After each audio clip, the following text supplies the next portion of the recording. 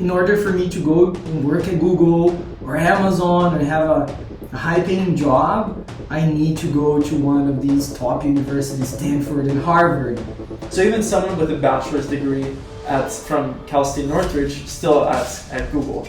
I happened to get interviews from tech companies, went through the interview process, and got the job opportunity at Google. So how did you get that job? Was it difficult? What was the interview process? You get an email from Google and it says, "Hi, I would like to offer you an interview for phone interview at Google." So when I got that, I was like, "Oh, I'm in Google," which is far from the truth. The interview process at Google goes as such. Let's talk about your undergraduate degree. If I know how to do integral of this or derivative of that, coming from calculus, you say, "Oh, I know how to do all this stuff." One of the biggest surprises is when you... A lot of people are very catastrophic when they talk about AI. Are you at all worried about the future of the workforce? I think it can replace certain areas. I mean, you could say that it could replace lawyers, it could replace teaching. Could it replace teaching? That's why I keep using the word accountability, because AI does not have the responsibility of being correct or ensuring something. It can try. At some point, I guess it's possible that AI could take over. I think worry to some degree, but what gives me faith is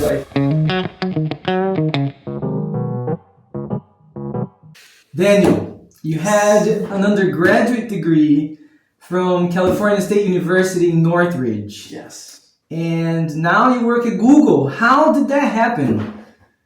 Well, Adriano, that's a great question. It's definitely been a journey. And it hasn't been an easy one. So I think first of all, as you said, I started out at Cal State Northridge.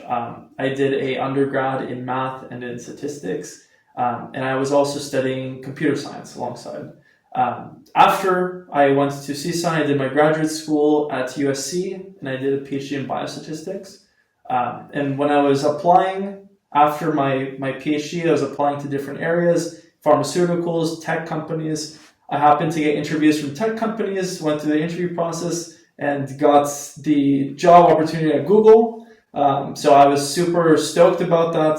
There's a lot to talk about the Google team matching process, interview process. But I definitely think that having studied, math, computer science, statistics, it has been invaluable to me and has greatly increased my job opportunities. So that's kind of just to give an overview, which there's many different things, undergraduate studies, graduate studies, but that's the big picture. The very interesting part of all of this journey that you're mentioning here is that your degree, you started with a California State University, Yes. which is not a high stakes degree university like Stanford or Harvard. Sure. And many students or prospective students out there may think that, in order for me to go and work at Google or Amazon and have a high-paying job, I need to go to one of these top universities, Stanford and Harvard. So that is not true, correct? In your case, you still got there. Yeah. So I think it's definitely can be done. I think first of all, aside from my story, I have one friend he was in the computer science department. He's actually, I don't know if he's a software engineer, I think he's a cybersecurity engineer at Google right now. So even someone with a bachelor's degree from Cal State Northridge, still at Google.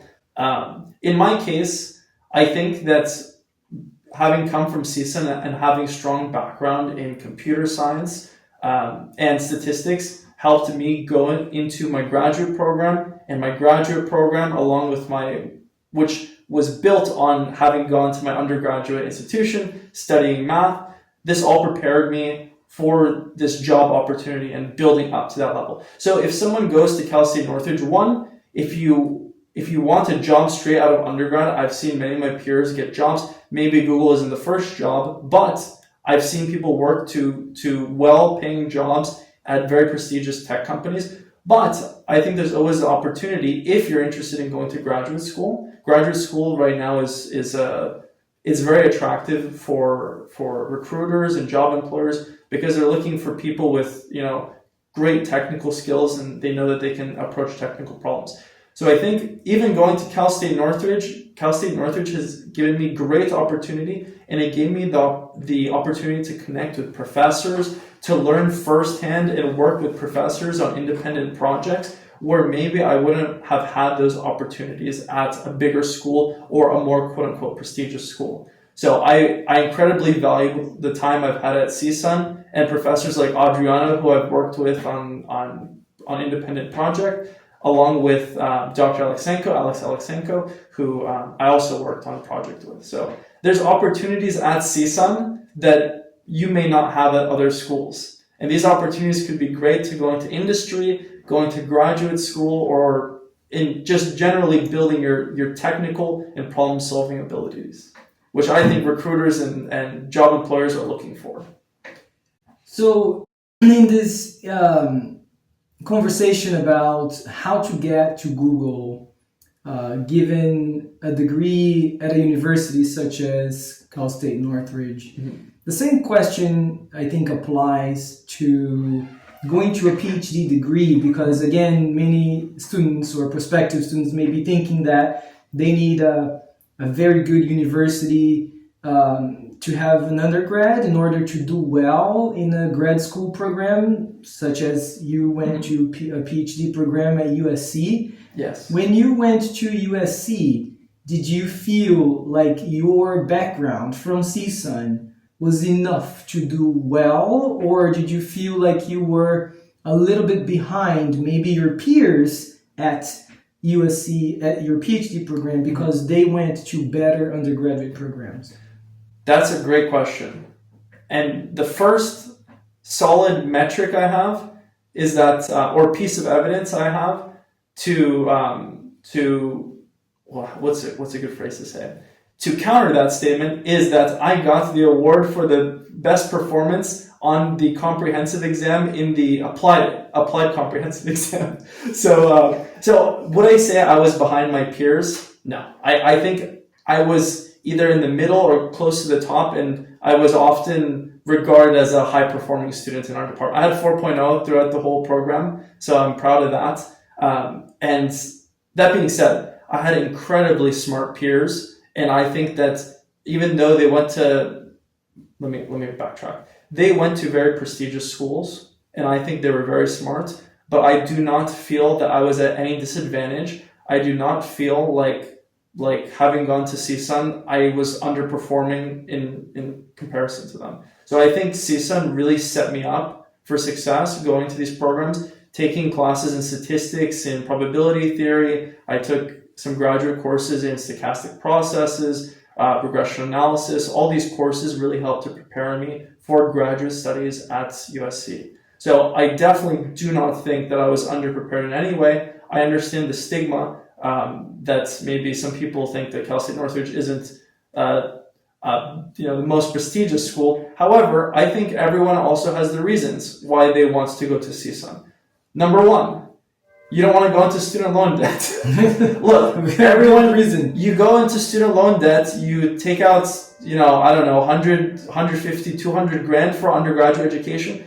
I mean, with the interest rates on that, it's quite debilitating. Yeah. So I think you weigh your options. That yes, you can go to, let's say, and I'm gonna say this is probably gonna sound a little bad, but you can go to USC undergrad, be paying $80K in tuition a year. If your family can afford that, good for them. But in this economy, it's crazy. So I think number one, you don't want to go into student loan debt. Number two, I don't really like the American stigma that in order to get an education, you have to leave your family, you have to leave your support system, you have to leave your girlfriend, your cat, your dog, blah, blah, blah. For me, it was really important to me to stay close to my family, to my friends, to my support system, to my pets at home. And to me, it was that is definitely one of the reasons why I chose to study at Cal State Northridge. And it was within close driving distance of 25 minutes. And really, as I was walking here today, I was talking with my girlfriend.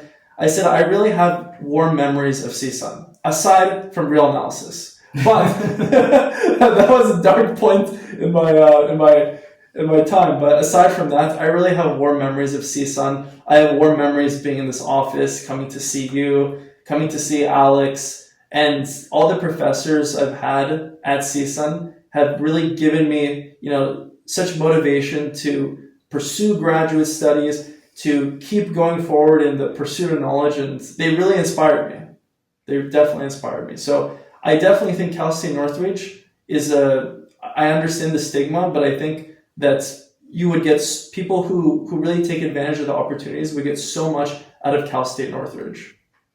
So, talking about the support system that you just mentioned, being Yes. close to family and everything, let's backtrack a little bit and think about how you entered the realm of statistics and data science and mathematics and computer science later on as a way of life, as your career. Back when you were in high school, how did you see your path going forward? I'm assuming that you liked math Sure. somehow in high school, you had some affinity, but probably back then you didn't know what all the opportunities were coming into this type of career. So can you talk to us about the transition from high school into college, and how did you choose which majors and later on to become your career? Sure, that's a great question.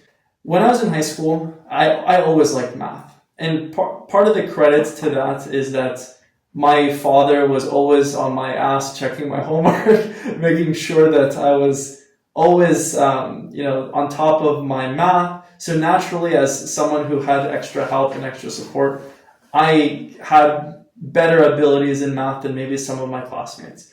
So I always enjoyed math because we naturally like what we're good at. That's always for sure.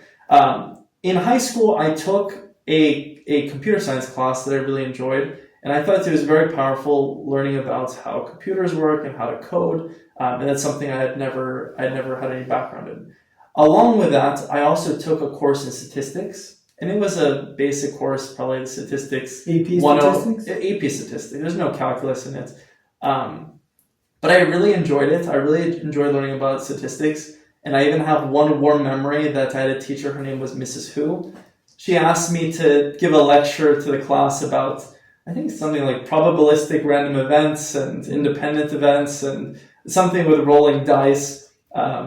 And so I gave a lecture on that, and that was kind of one of the opportunities I had that she gave me to give some instruction to the class and to fuel my affinity for statistics and so on. So when I was applying to my undergrad programs, I was thinking what I wanted to study. And so at first I was thinking, I think I originally applied for computer science. And so when I came to CSUN and I started taking computer science classes, I wanted to do a minor in math. So I was taking math classes and computer science classes. And what I found was my feeling was that if I learned more about math and I did a minor in computer science, I would get more out of it than doing a major in computer science and a minor in math. Mm-hmm. Now, either way, I don't think you can go wrong in either direction, but I definitely enjoyed my time in the math program. I applied as a CS major, but I made the switch to a math major, CS minor, and I think I got a lot of benefits being in the two, I don't want to say dual degrees, but major minor. Because having these computer science skills were so invaluable to my skill set to be able to code, doing projects with Adriana or with Alex, or in my coursework, a lot of statistical simulations, you have to code this or that. You want to do numerical simulations, any sort of modeling, you need to know how to code. So I think coding skills, along with having a strong fundamentals in math, are so valuable, especially in this day and age where everything's machine learning, AI, statistics, data science, which that's definitely an interesting point. What is machine learning? What is data science? What is statistics? Anyway, so that was sort of the path that I always liked math, and I wanted to keep studying it. And what I found was maybe what I forgot to say was, how did I choose statistics? And I think statistics for me, as someone who liked math, statistics seemed like the most practical and the most something that you could bridge into industry the easiest. With pure math, I've seen people still be successful. They might go to graduate school or into academia. I've seen some people get some kind of software positions from being in pure math, but generally I think it's easier to bridge into industry being in applied math, statistics.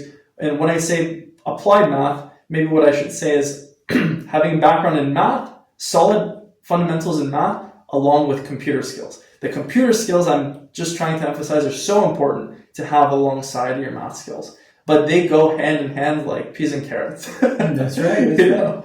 So when you took your class in high school, which was statistics related, did you experience in that class, or did you have an idea of all the types of branches that statistics could branch out to be, or was it very narrow? So if it was very narrow, your choice was mostly based on I believe you thought, I believe it would be easier to transition into industry if I do applied math with stats, not because of that course that you took in high school specifically. No, I think I developed this understanding later, because when you're in high school, you don't know what you want to do. You think maybe you're going to be this, you're going to be that, or maybe I like this area. But I think it's hard to conceive what you actually will be doing. Even a year ago, I wasn't sure which area I'd be. I thought maybe I'd be at Amgen doing pharmaceutical stuff, clinical trials related research.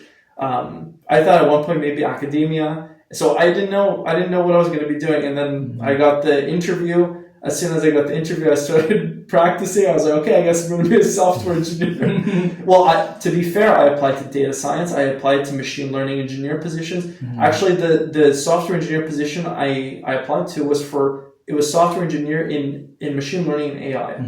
But they put me on a team.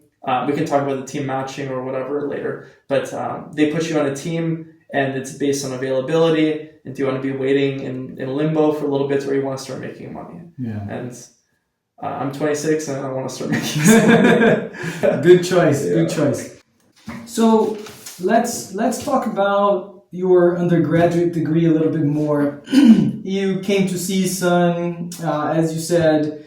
You started as a computer science major, then you switched to a statistics, math stats major.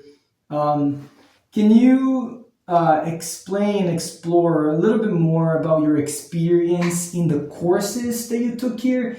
Were they difficult at first and then you got the hang of it, or were they difficult all the way through, or were they too easy for you? Which courses did you like the most, and which ones were most helpful later on for your PhD and nowadays your career? Sure.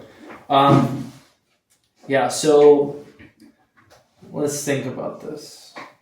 So definitely with going into a math program at any school, you don't really know what math is when you start. So math you think is just, I think maybe the most you can take in high school is calculus. Some people take linear algebra and like they take a college course while in high school still. But I think we all think that going into a math program, that everything is sort of repetitive calculation, that you figure out an algorithm and then you can produce results. So if I know how to do integral of this or derivative of that, coming from calculus, you say, oh, I know how to do all this stuff. One of the biggest surprises is when you take a class like proofs class. I think over here it's Math 320, Introduction to I forgot the name of the class. Anyway, it's a proof-based math class. Introduction to, or Foundations of Higher Math. That's what it's called, Foundations of Higher Math. And I think that's the first course where you really realize that doing math isn't just a repetitive calculation, but it can be a very involved thought process where you have to figure out why is something true, or why does, even verifying that something is true can be very difficult. So seeing that there are problems that aren't easily solved, that's the first kind of new thing when you come into the math program, that not everything is as easy as you thought it would be. So I think starting out, when I was taking, I think my first semester, I took the calculus 3 and I took linear algebra. I think linear algebra there was some proofs in it, but it still felt a little bit like if you knew how to do the algorithm, you could figure things out. What I learned later is that I didn't have enough of an understanding of linear algebra. I took more classes in linear algebra, and it helps actually in my graduate research. So for those who are taking linear algebra might benefit you in the future, and it's very important. So I think after that, I started taking proof-based math classes, and it was very, very difficult at first. I remember I was having a lot of problems, but when you see difficulty, you have to think, how am I going to respond? Or when you see adversity, you have to think how to respond to adversity. So my first thought was, okay, maybe I'll go to office hours more and get more feedback from professors. And at the time, it was Dr. Chabatot. And so Chabatot was very nice and very willing to help students. And I would always be in his office hours every week, and he was always helping me figure out or trying to develop intuition on how to solve these problems. So after the proof-based math class, then I moved on to more upper division math classes. I think which classes were the most valuable. Of course, I studied in my graduate school biostatistics, so I would say it was all my statistics classes. But I think aside from that, taking these statistics classes really gives you intuition to how underlying modeling frameworks work. So, for example, what are the intuitions behind regression? How does regression work? What do p-values mean? All these little nuances that some data analysts who just say, oh, run a regression, they don't really understand what is going on or what are the statistical foundations of some model. So I think the most valuable classes to me were definitely probability theory, Math 340, the statistical inference, Math 440A. 440B was doing some regression analysis stuff.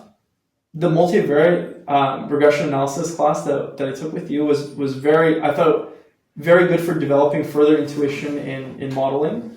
I took a stochastic processes class with Mark Schilling. I thought that was also any class where you're doing exercises with different statistical models. It's all beneficial for your statistical intuition.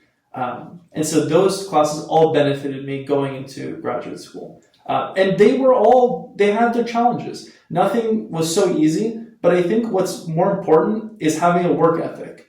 If you have the work ethic to respond to adversity, that's what separates, a student who's may have some trouble versus a student who's going to flourish. Being able to overcome that adversity. So that adversity that you're talking about and how to react to it. Yeah. Interesting story. And most people probably have a similar example in their lives. I have one myself. When I first went to college, in my freshman year in college, my first calculus exam, I failed terribly. Mm-hmm. It was like it was a bloodbath for everybody, most people. And I failed, and coming out of high school, I was like a very good student. Mm-hmm. But my first college class, I was failing. But then I developed a better work ethic and studied much harder, asked for help, sure. And I succeeded later on. So the adversity will happen for most people in one way or the other.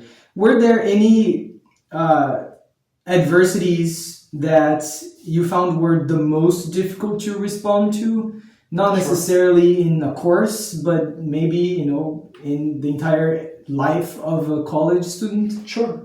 I just want to respond to one thing that's on my mind.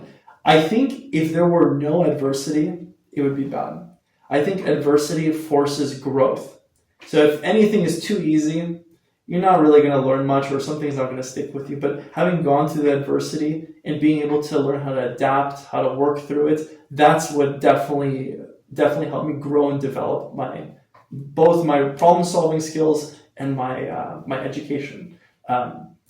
So in terms, I think the first thing I think about is when I took real analysis, I had a lot of problems. That was the first time in my life that I actually failed exams. Yeah. I have pinned on my wall in my room as a reminder an exam that I had 30 out of 100. and along with the rest of the class that everyone was failing.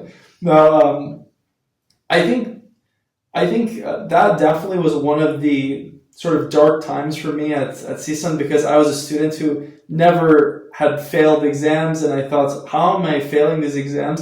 I can't figure out how to study. And real analysis, it's a hard course. It definitely needs its time. And what I learned is that for that specific course, I thought I could get away with, let's say I was allocating 1 day a week to it. And what I learned is that I needed to be putting more time into it.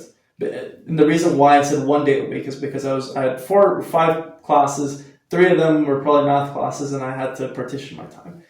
So I think the way I approached it was, one, going to office hours more, trying to get feedback. I think it was Dr. David Klein who was teaching the class. Going to also other professors to see if they could help give me some intuition for these problems, because they're all sort of intuition-based proofs. Nothing's really algorithmic, at least with the real analysis. And so I think going to office hours, spending more time, being able to grind through the books, and also seeking out help. Another thing what I want to do, and I give a shout out to Inga. Inga, she was one student who was a master's student at the time. And she even offered to help me to tutor. And, I was never the one to be I was always the one to tutor other people. But I was very grateful that she helped to tutor me a little bit. And I ended up passing the class with a B-, which it was my most proud B- ever, for sure. But somehow I passed. Well, actually, I felt quite good on the final, because at that point I was practicing so much and getting help from others, and I managed to perform on the final. But I think aside from that, can I think of any other times of major adversity? I had a pretty calm time. I didn't have too many life events that happened during CSUN. That is very helpful. We forgot to say COVID. No, COVID was a big one. Yeah. COVID was definitely I don't know if it was if it made things. It definitely made things harder not being in the classroom, but also easier in some way that you could watch a lecture from bed.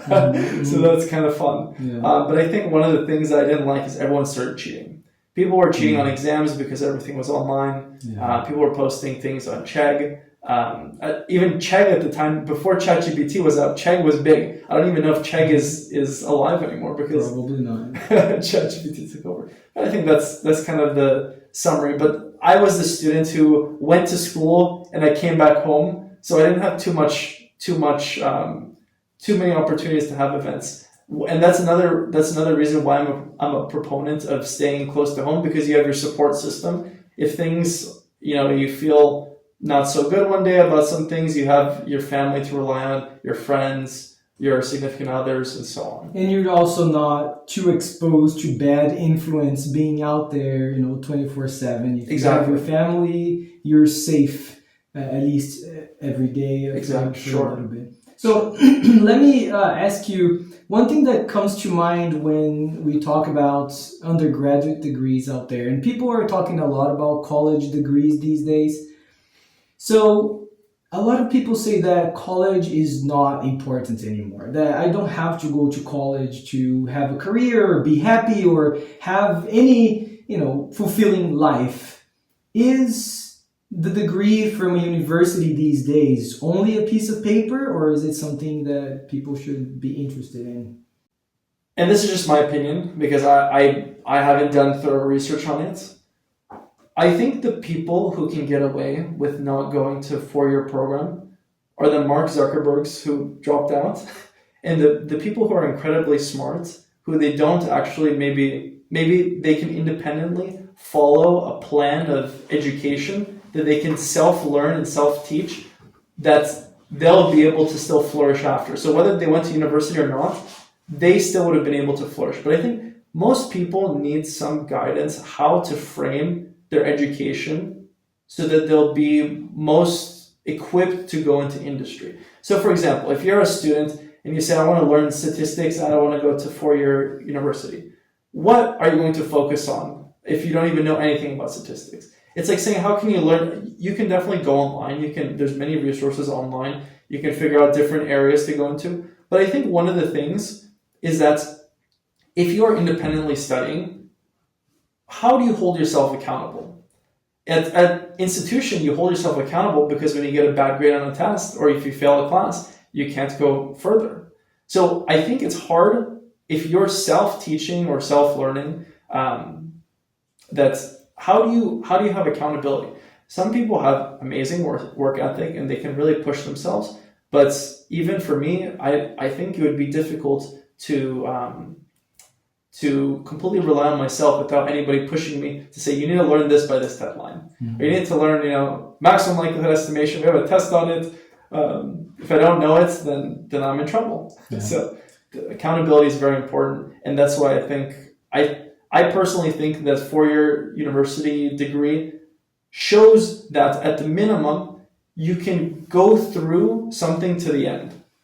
Because if I don't think at this stage in your life, graduating at, between 21 to 25, maybe there's no real evidence that you're able to pursue something to the end. And I think that shows diligence. It shows ability to finish projects. And that's really important because they don't want someone in the industry who's kind of half-assing things, or maybe they don't have the work ethic to work on hard problems to the end. Right. And also, as you went to grad school, in order to get into a grad school, most likely most grad schools require an undergraduate degree. You cannot enter a grad program without an undergraduate program, degree in your background. So let's talk about that transition when you transitioned from undergrad at Cal State Northridge to your PhD program at USC. The question that comes to mind that I think most people would think of asking you is, why would you choose to go to a PhD program when today you said in the beginning of the interview that you wanted to make money? Why not go straight into industry after your undergrad? I think at the time when I was an undergraduate, I really had and I still do have a great respect for my professors. And I was always very motivated and inspired by their knowledge. And to me, I felt that someone who goes to pursue a PhD program, that coming out of it, you become a super genius, and and you're very revered in society and respected. And my father, he did his PhD in physics, and he lived in Latvia in Europe. So I think my first thought was, it was more of like a life achievement to me at the time that I wanted to pursue graduate school. Mm-hmm. I wanted to have this as an accolade that I would be proud of. And I'm very proud today to say that I've done it, but I try to be humble about it. So, but about making money, I think doing a PhD program, I think you have the opportunity to make, depends on what you study, but you may be able to exponentially raise your income, or you may be able to still make more income than a regular 4-year degree holder. I know that coming out of bachelor's, for example, first of all, even if you just want to go straight to industry, it's incredibly competitive. It's difficult to get a job, and some of the jobs aren't even the best paying. I know that having gone to a PhD program, the nice thing was my whole education was covered. I was fully funded. I had my stipend. And I was there doing research, working as, I would say, like I don't want to say apprenticeship, but basically you're learning to become a researcher, getting feedback from your advisor, and honing your skills for those next 5-6 years. So to me, it was an investment to my future, also consideration of the accolade. And once I was looking for job opportunities afterwards, I realized that, yeah, even if I didn't go to big tech companies, still the opportunities were very good, that you could be making, good salary. And I would say, if I would maybe something like at least 30 to 40% more of what someone coming out of, or maybe even double, let's say for pharmaceutical companies, it'd probably be double of what of someone coming out of undergraduate would make. Mm-hmm. But you also get to work on more interesting problems as a PhD, because if you come from and that's not to say that people who just do a bachelor's aren't capable of working on those problems, but it may take them longer to build that trust in the industry. Whereas someone coming from a PhD program, and I don't know if it's right to think that they're more trustworthy, but they think, oh, he has a PhD, he can work on these research problems or these harder problems. And so I think that's one of the benefits of doing a PhD, that generally the work you do is probably going to be more interesting. You you mentioned that your salary can be higher, but as you went from your undergrad to your PhD program, you knew that for those 4, 5, 6 years during your PhD, you were still going to be poor. You're not going to have a lot of money. You're lucky that you got a stipend, to get by. Sure. So you didn't have to pay tuition and all of that. Sure. But it was a choice that you made to be poor for a few years, and I like the idea that you portray, which is you took that as a training opportunity to absorb as much as you could, from your advisor, from that experience of doing research, to later, go higher in the ladder of the industry world. Do you think that compared to another student who came out of undergrad and started working 5 years ago, 5 years before you, and you were training for those years, when you went into industry, that person is already, experienced in the workforce. Do you think that the career path, on average, the career paths are about similar, or do you think your, rate of change is higher than someone who only has an undergraduate degree, even though they already have 5 or 6 years experience ahead of you? To be quite frank, I'm not sure. However, what I know for sure is that some jobs you need to have a PhD. For example, if you want to work in a pharmaceutical company doing clinical trials research or study design, you need to have a PhD. And even someone who comes from a bachelor's who works for 5 years, I still don't think that they are, not that they're not capable, but I think that that's just simply one of the requirements of being those PIs, the principal investigators on those projects, that you need to hold a PhD. So now that's different from what you said about the salary. So some jobs inherently will make more money and require a PhD that someone from a bachelor's can't go into. But for example, I think the good question is, how does a software engineer at Google, if they work for 5 years at Google, how does it compare to someone who gets a PhD and goes to Google?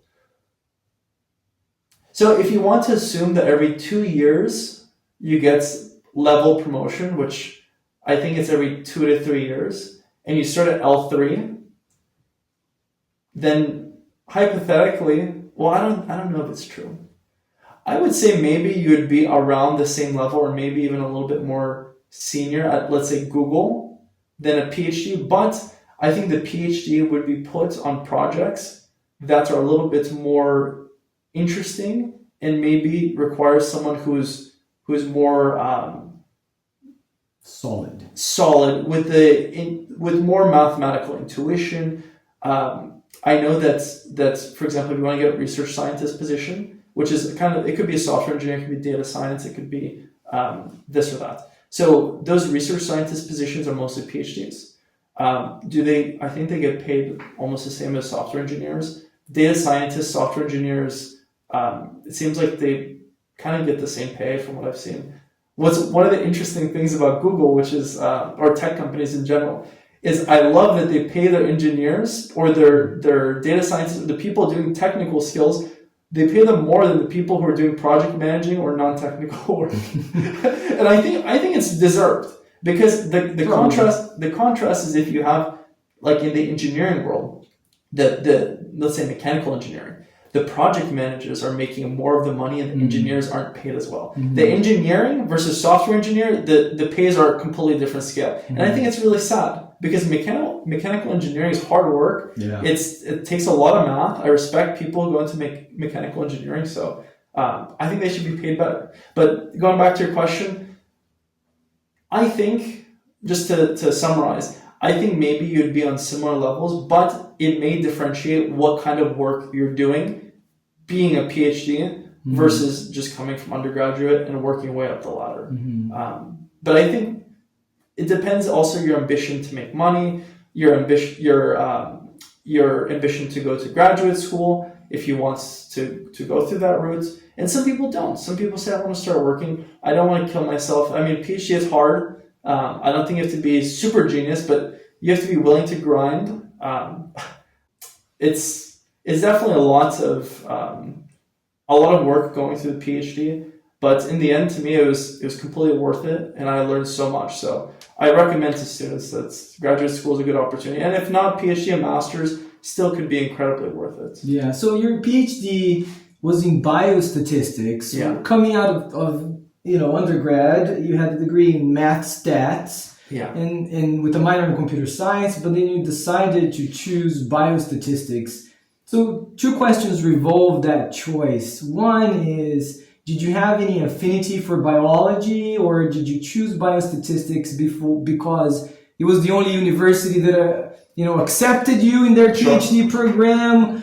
And together with that question comes the follow-up, which is, if you had a degree in biostats, later you became a software engineer at Google, you mentioned you applied for several different jobs, but was that like, okay, that's the only job I have, I'm going to take it? Or do you feel like you're dropping some of your interest in bio because it was really the only career choice that you had? And I probably will need a reminder of what all the faults Sorry. But let's start with biostatistics. So when I was in my undergraduate, Dr. Majid Mojir Shabani, he approached me one day and he told me about a summer program at USC. And the summer program was in biostatistics.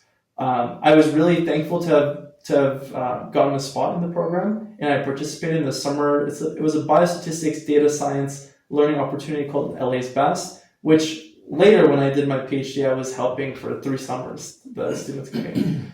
So when I participated in that program, I learned about what you can do with statistics. So I think when you study statistics, you think, okay, I learned about these different sorts of problems, but which application do I want to actually be working on? And so what I found was I really liked working on public health related research.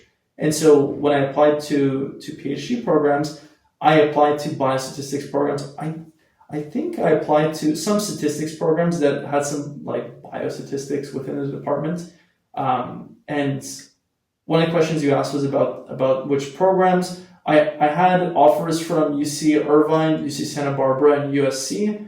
I had a master's offer from UCLA, but I was ecstatic about USC. I took the opportunity as soon as I got it. I responded in like 2 minutes. Maybe not 2 minutes. I probably worded something nicely. But yeah, so to me, it was super. It has been, and at the time, I was super interested in working on public health related research, genetics research, air pollution research, because these problems have such an impact in society, and how we determine determinants of different health and health diseases. So another interesting thing, when I was applying to jobs it was during my PhD, but close to the end of my PhD, I applied to all different companies. I was applying to pharmaceutical companies, biotech companies, to tech companies. And what I found really interesting, especially that we know that this job market is it's not very good and it's very competitive. I didn't get a single offer from single interview opportunity from pharmaceutical company. And I found that very interesting, especially there was openings at Amgen in Thousand Oaks. And I thought, how many biostatistics PhDs are going to be, close to Thousand Oaks Amgen? And they didn't give me a single interview. I applied for internships there. I never got it. I was I don't know, maybe it was my application, but what I found, it was a stark contrast because Google and Meta are historically some of the hardest companies to get interviews for, and I got those interviews, but I didn't get from any pharmaceutical companies. So it's either I was completely overqualified for those jobs, which I wasn't. What I think is that Google and Meta are willing. Well, Meta, I don't even want to talk about. Meta is laying off people every other day, but a lot of these big tech companies are looking to hire PhDs because even if the PhDs aren't experts in computer science, they're able to groom them into positions of these top software engineers, and they're able to shell out that extra money, whereas maybe some smaller companies wouldn't be able to spend that extra money saying, oh, this isn't the most adept engineer, but really it's an investment because this engineer, if you train him, you know that he's able to tackle these hard problems, and if you give him some time, he's going to grow into a great engineer. And I think that's what a lot of these big tech companies are doing, which I think is another pro to get a PhD, because PhD is like evidence aside from any training, which you may forget, this or that from your PhD education. What PhD symbolizes is you're a professional problem solver. You're able to research, to systematically break down hard problems into subcomponents and figure out how to piece things back together. Oh, I may not know how to build a server, but I know I need to figure out what are the different components. Can I build this component, and put it all together? So I think that's one of the most valuable things of a PhD, and in industry, it's been so attractive. What I've seen. And I see a lot of my PhD friends, they get some interviews for job opportunities, and even if they're not directly qualified, a lot of biostatistics people are going to software engineering, machine learning engineering. So that's another. Yeah, I like to think of a PhD as a training session for a few years because, as you mentioned earlier, because I've also heard many people say, oh, PhDs must be geniuses because that's, only genius can get a PhD, but that's not really true. It's really like you're working hard and training yourself for a few years. And that will give you this type of independent mindset that you can work on problems independently, even though you collaborate with teams, but you can independently tackle hard problems. Sure. The confidence, I completely agree. Yeah. So let's talk about now your current job, which is you're a software engineer at Google. Tell us about this transition, how you got a job at Google, because yes, most people know it's really difficult to get jobs at Google, and you even have your Noogler hat here to make sure... Too small my hat. To make sure that our viewers know what they get. The first thing that someone gets when they enter Google is a Noogler hat. And even that movie portrayed that very nicely. So how did you get that job? Was it difficult? What was the interview process? So how did we start? So I think it was in the last year of my PhD, I started applying to different job positions. I was projected to graduate. Actually, at the time, I was projected to graduate around February, March-ish, but later it got pushed to May. The reason being because I was studying for the interview process, which I'll get into. So I applied to all kinds of different companies, and as I said earlier, that I didn't get any feedback, any responses from pharmaceutical companies, biotech companies. But in October, or I think it was around the end of October, I got to my first interview. You get an email from Google and it says, "Hi, we'd like to offer you an interview for phone interview at Google." So when I got that, I was like, "Oh, I'm in Google," which is far from the truth. So when you get the interview process at Google goes as such. First, you start with a technical phone screening. So the phone screening is something, it's quite impersonal. They call you, you are on the phone with some software engineer, usually a higher level software engineer, and you're coding on a platform. I don't remember the coding platform. It was not Google Docs, but they have some sort of coding. It's not an IDE. You don't have things that are nicely colored. It's just simple plain text, but it's an editor that they can save and record the results of your coding. So my first technical interview was a phone interview that they asked me some questions. It was all software related questions. It was all, when I say software, I should say that it was all essentially technical puzzles that you have to figure out how to code. Now, to do these puzzles, you do not, if you're a top level software engineer, you may fail all these puzzles if you haven't prepared for them.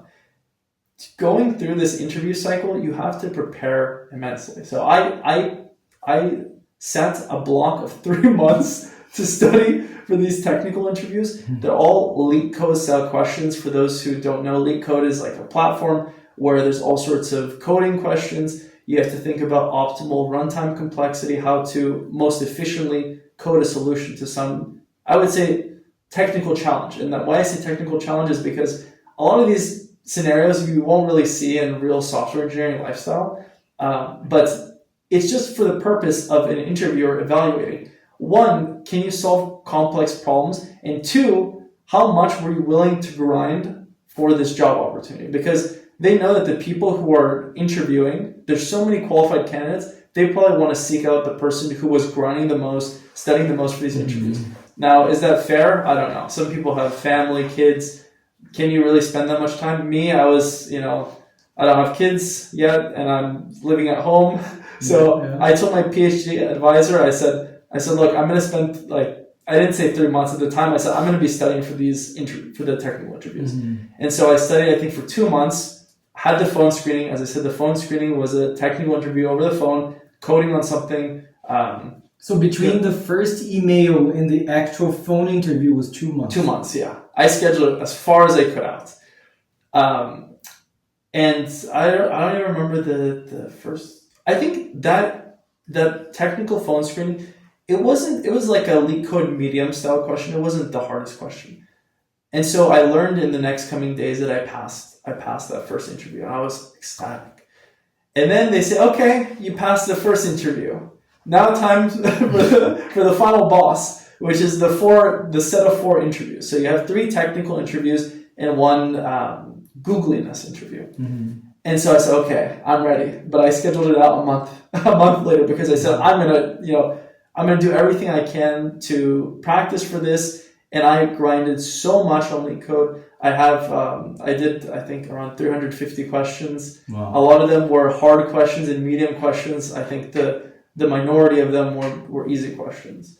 And so, unfortunately, this is the day and age that we have to grind. The software engineers or machine learning engineers, even people who are in ML AI, they still have to grind this. And that's interesting because you could be an awesome, machine learning engineer, and maybe you're not, adept in these problems, in these little technical challenges, but it's crazy that you really have to grind through it. But anyway, that's just a signal of the competition, right? So I practiced through, I did a bunch of questions. I went through the 4 interviews. I had my 3 technical interviews. Actually, I had one of them that I remember it was a question that I had no idea. I think just the without saying the question, the topic of the question was some indexing into URLs and how URLs work. And I didn't know how URLs work.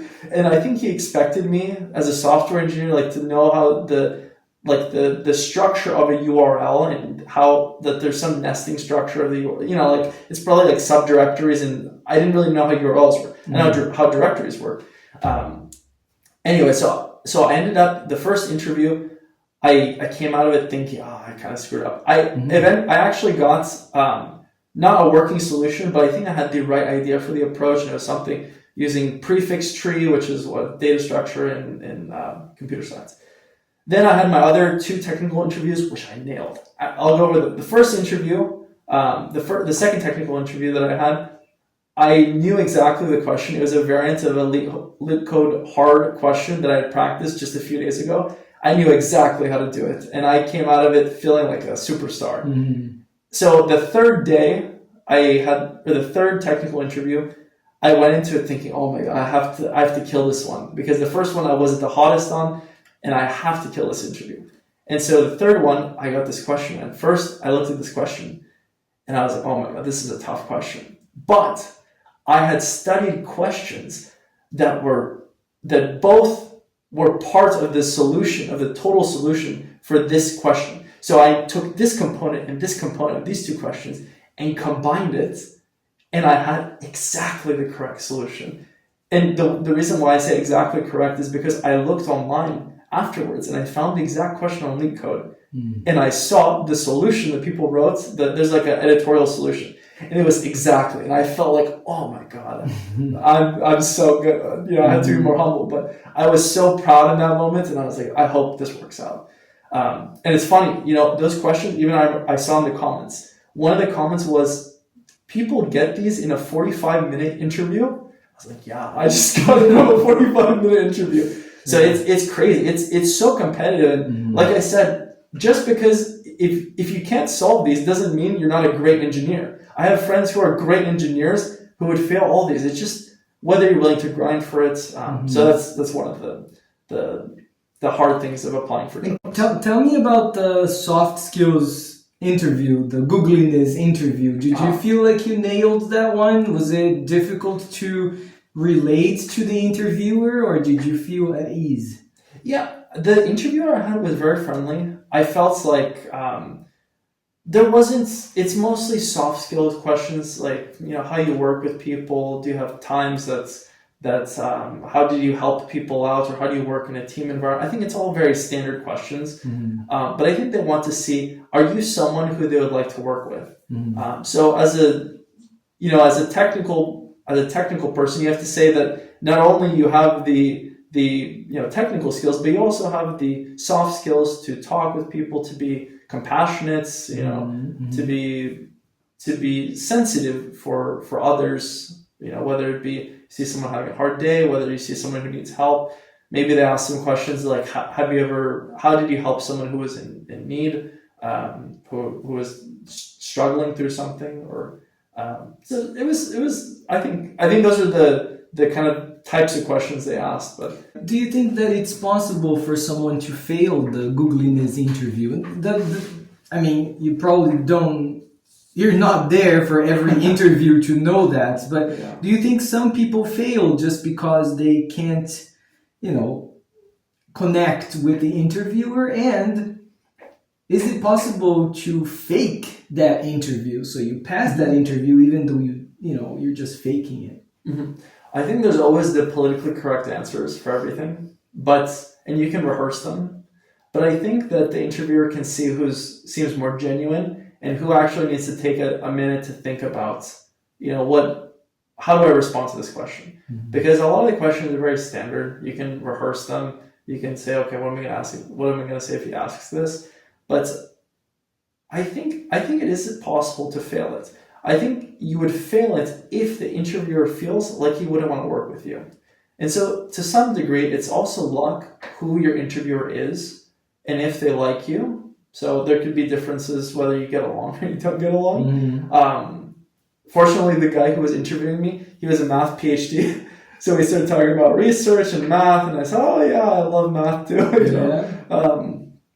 There's a lot of math PhDs at Google. But so I think it's generally harder to fail the Googliness, especially that most people have some idea what are the questions and what they should be saying and what they should be avoiding to say.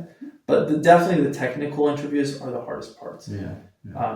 And then afterwards, there's also other interviews with team matching, and that's also more soft skills and being able to tell a manager, being able to connect with the manager and see if the manager likes you. It feels like he wants to work with you. So at Google, once you pass the technical interview and the Googliness interview, and say they offer you a job, you don't specifically have a job, you have to match with a specific team that is, not in the job offer itself. Exactly. Yeah, so at Google, once you pass they call it the on-site interview, but really it's a virtual interview. I think they stopped doing the on-sites because it costs money. So if you fly someone out and keep them in a hotel. Anyway, so after you pass the full interview cycle, then they say, congratulations, you've passed the interviews. We want to have you at Google. We need to put you now in the team matching phase to figure out which team they're going to put you on. And so at this point, you do not get any job offer yet. You are just put in this, I don't want to say it's limbo, but essentially you're with a recruiter, and the recruiter says, we're going to be looking for you for a job. Stay tuned, and it may take a few months, but we're hopeful that we'll find something for you. And I had an awesome recruiter. She was so great to me. I think within a month and a half or something, she found something. And I also another thing that I still wanted to be in California, in Southern California. So at first she told me, she said, with your background, we want to find something in Bay Area. I said, no. I said, I would like to be still in Los Angeles. My family's around here. This is my girlfriend's here. And so she was really cool. And so through the team matching process, I didn't match. I had 2 interviews with 2 different teams. One of them I ended up matching with, which is the current team I'm on. And yeah, it took about I would say maybe a total of 2 months after I cleared the on-site interview. And then I got maybe 2.5 months, then I got a job offer. So once you match with a team, the manager says, I want this person, then they draft up the job offer. And the job offer goes through hiring committee. Hiring committee, you say, I want this salary, I want this much stock, this bonus. At Google, there's 3 things for compensation. There's the salary component, there is the bonus component, and the stock component. And so you can kind of configure how you want your salary. They're more willing to give you more stock than more hard money. So all that negotiation was done after I team matched, which... So it is possible for you to not really get the job even though you passed the interview because you don't match with any team? I think it's possible, but I think it's quite low. What I've heard is the statistics around like 20 to 10% of people may not match. I don't know. I haven't seen any like hard, I'm not quite sure. Is there a deadline, a time frame? I think it's about 18 months, or it 18 could be 12 months. to 18 months. That's a long time. I know. So if you have family and you need to be, you need to start making money to support, you have a mortgage to pay, then it can be tough. But the overall job process for me, started in, let's say, November, or let's say end of October, November. And I started working June 2nd, got my first paycheck 3 weeks after June 2nd. So let's say like close to July-ish. So from October to July. It took a while. Yeah. It took a while. So it's definitely not for the faint of or for someone who needs to find a job right away. Unless you're completely ready to interview. But my advice for anyone, if anyone ever gets those interviews, to schedule all the way later. Do not schedule right away because you really need to take a lot of time to prepare. And if you don't, they put you on cooldown. There's a cooldown if you fail an interview of something like a year. So they say, okay, try if you want to interview again in a year, which can suck for some people. Right. So all your preparation for your interviews came from knowing that your application was accepted for a software engineer type of position. Yes. But I'm assuming that others that are in applied math, statistics, and data science, they would go through a different type of interview because they're not going to be software engineers. Sure. So you think that time of preparation that you took would also apply to these other types of careers? I think for data science, I didn't have any data science cycles, but my guess is that with these data science interviews that they're more related to the subject matter of, let's say, someone studying statistics. I know someone who had a data science cycle, and I saw some of the questions that were asked, and a lot of the questions were maybe, they had some causal inference questions about, or doing A/B testing and figuring out what are some proper confounders to consider.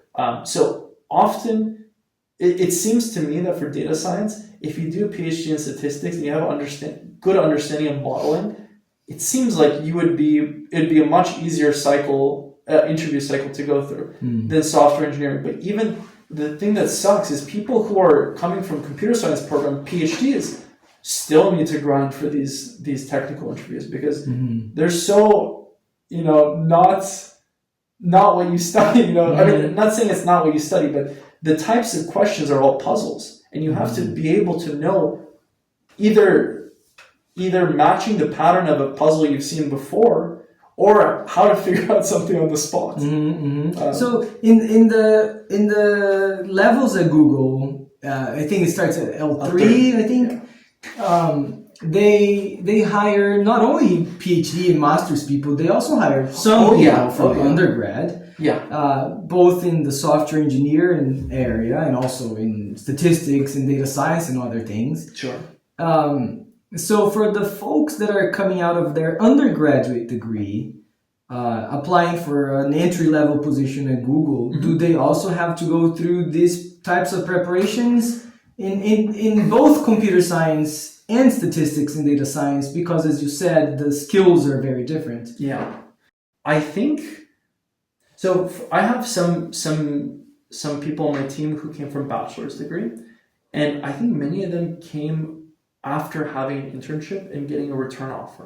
Mm-hmm. So what I found is that if I were to be undergraduate students, if I could get an internship, which is not necessarily easy, it's so competitive, but getting an internship and being able to effectively work at Google and to prove yourself over there, I think that if you get a return offer, you don't even have to go through interview cycle, which is nice to avoid. You can jump over. Of course, you spend some time working over there, but I think it's like a plus. You get to talk with people, to learn. So in statistics and data science, for example, there is no one platform like LeetCode to study different questions. Are these you didn't go through that process, but from what you've heard, are those questions more conceptual and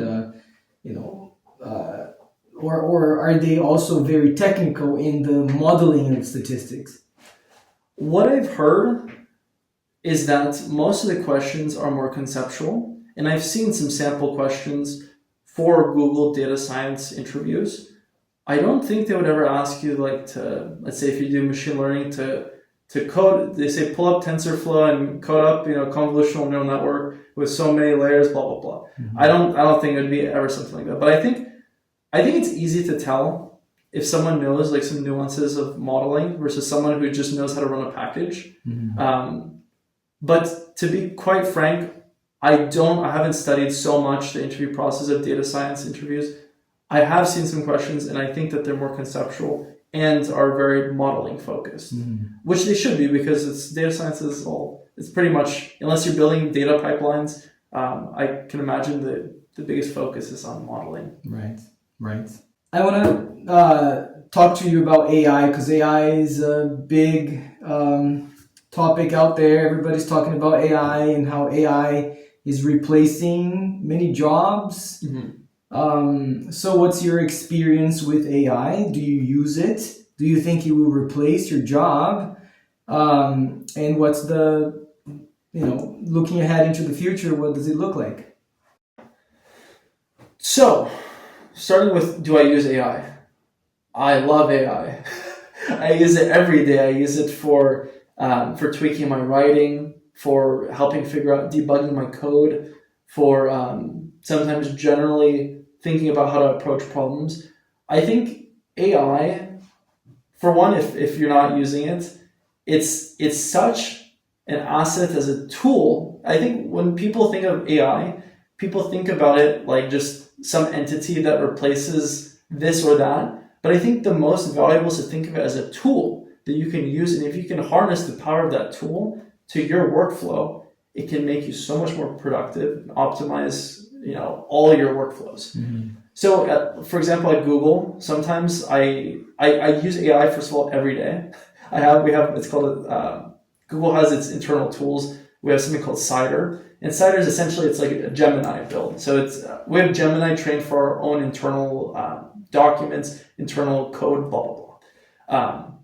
I use Gemini or Cider to debug my code, to help me figure out if there's any logical errors somewhere. It might figure out, you didn't replace this over here, or you put the wrong variable over here. You can use it to automate testing procedures if you want to write tests in your workflow. Aside from that, being able to code to help it with my writing. If I want to write something, I have an idea, but I don't want to spend so much time writing, I might use that. But generally, I've found it such an asset to optimize my workflow and my time at Google so far. And I think I'll be using it for everything. I was using it during my PhD. If I'm trying to write this or that. But will it replace you? So do I think AI will replace? The one thing I think is that AI does not have accountability. And I think with any work, there has to be some source of accountability. Meaning, if someone, let's say, works on some area of a problem, if you're working on some part of a code base and something breaks, who are you going to go to say, okay, we need to figure out, what's the problem in this area of the code base? Now you could say, okay, I'm going to ask AI to do it. But what happens if AI can't really fix it? Mm-hmm. Now you could say, what if the person can't really fix it? Well, you can fire the person, and the person thinks that, okay, I don't want to get fired. I need to figure out what's this problem. So there's some motivation of why they need to work on it and why they have to figure it out. With AI, I feel like there's no accountability for different workflows. And so if you have something that needs to be done, there's no certainty that it can be done with AI. Whereas with a person, generally, there's some certainty that they can fix it. They have the subject area knowledge of some specific area of a code base, whether it be working on different, let's say you're working on some statistical model, you know how everything works. AI maybe has an idea, but not the exact intuition why this is doing that or this is doing that. Mm-hmm. But generally, it's pretty good, despite not having the accountability.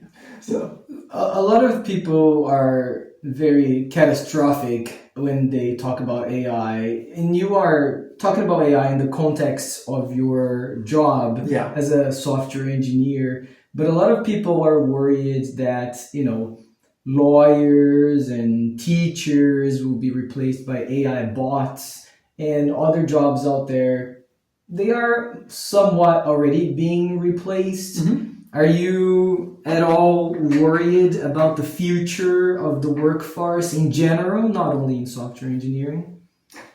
I think worried to some degree, but what gives me faith is that I think the human connection is so important. For example, if you have a doctor who is talking with their patient, being able to talk to a doctor who's a human who can convey the knowledge of their expertise and being able to be compassionate and sensitive to the patient is much different than just searching something on AI and then having something being read back with no, not that it doesn't have sensitivity, but it doesn't have like a human feeling. Mm-hmm. So I think in having human validation on top of the human connection is very important.